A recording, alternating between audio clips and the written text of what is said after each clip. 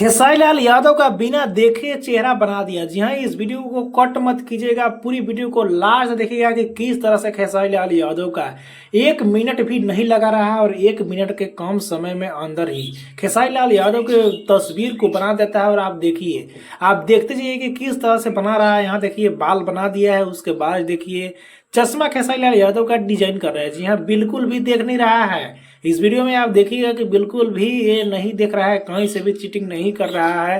पर देखिए कितना खूबसूरत लग रहा है। जी हाँ, चश्मा हो गया उनका, देखिए मूंछ जो है, दाढ़ी जो है, देख सकते हैं किस तरह से, मतलब कि फेस को क्लियर कर दिया।